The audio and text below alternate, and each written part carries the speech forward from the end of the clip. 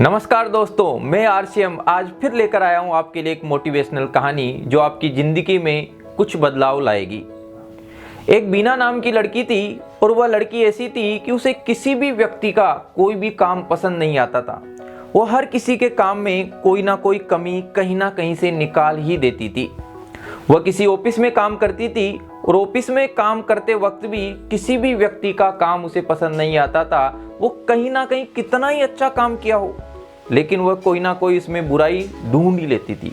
यानी किसी का कोई भी काम हो, उसका एक ही काम था, बुराई ढूंढना। आप कितना ही अच्छा काम करो, लेकिन वो कहीं ना कहीं से बुराई निकाल ही देती थी। एक बार वो अपने ऑफिस में बैठी हुई थी। उसके ऑफिस के सामने मकान में कोई एक महिला कपड़े सुखा रही थी। उस महिला को देखकर वो लड़की बोलती है कि देखो ये कितने गंदे कपड़े पहनी हुई हैं और इसने जो कपड़े धोए हैं वो भी कितने गंदे हैं। ये कितनी गंदी धुलाई करती हैं। धुलाई करने के बाद भी इसके कपड़े साफ नजर नहीं आ रहे।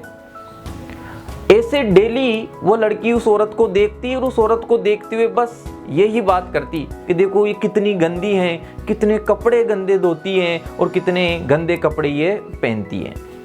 एक दिन वो अपने ऑफिस में ऐसे ही बैठी हुई थी और अपने काम से फ्री होने के बाद उसी टाइम पर उस औरत को देखते हुए वह बोलती हैं कि देखो ये औरत कितनी गंदी है और कितने गंदे कपड़े पहनती है और जो कपड़े धोती है वो भी कितने गंदे होते हैं। जब ये बात वो बोलती रहती है, उसके पीछे से उसके ऑफिस के मैनेजर चुपचाप पूरी बातें उसकी सुनते हैं और जैसे ही उसको पता लगता है कि मैनेजर मेरी बातें सुन रहे हैं, वो एकदम चक्का चौक हो जाती है और जैसे ही वह मैनेजर से भी बोलने लगती हैं कि देखो सर ये औरत कितनी गंदी है, कितने गंदे कपड़े धोती हैं और देखो इसके कपड़े भी कितने गंदे हैं। तो मैनेजर कहता है कि आप बताओ।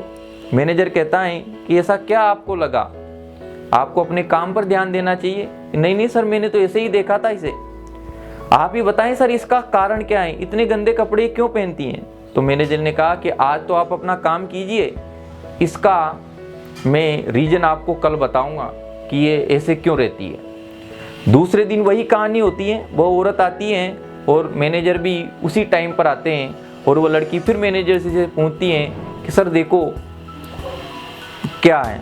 तब भी मैनेजर जो कुछ नहीं बोलते और उसकी पूरी कहानी सुन लेते हैं। फिर भी वो उसके प्रश्न का उत्तर नहीं देते। दूसरे दिन फिर वो बोलते हैं कि कल मैं पक्का आपको इसका आंसर बताऊंगा। अब दूसरे दिन जैसे ही वो औरत कपड़े सुखाने आती है, उसको बिल्कुल वह साफ कपड़े पहने हुए नजर आती हैं और वो जो कपड़े धोती हैं वह भी बिल्कुल साफ नजर आते हैं। तो वह बोलती हैं देखो सर इसके कपड़े आज कितने सुंदर हैं और इसने जो पहने हुए कपड़े हैं वो भी कितने साफ नजर आ रहे हैं। ये कैसे हो गया, ये चमत्कार कैसे हो गया, ये कैसे बदल गया, ये तो डेली गंदे कपड़े पहनती थी। तो मित्रों हुआ क्या था, उस ऑफिस के जो खिड़की थी उसमें शीशा लगा हुआ था और वो शीशा गंदा था, उस पर धूल लगी हुई थी और उस धूल के कारण उसको सामने वाली औरत के कपड़े गंदे दिखाई देते थे और वह मैनेजर उसको साफ करवा देता है। तो दूसरे दिन उस लड़की को वो कपड़े बिल्कुल साफ नजर आते हैं। तो अपनी जिंदगी भी उसी प्रकार है।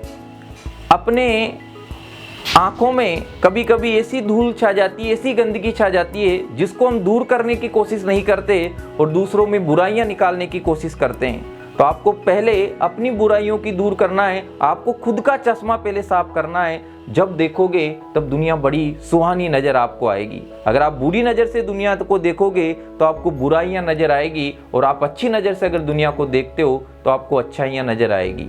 तो कोशिश करें आप कि जो भी व्यक्ति आपके आसपास हैं उनमें अच्छाइयां ढूंढने की कोशिश करें, आप बुराइयां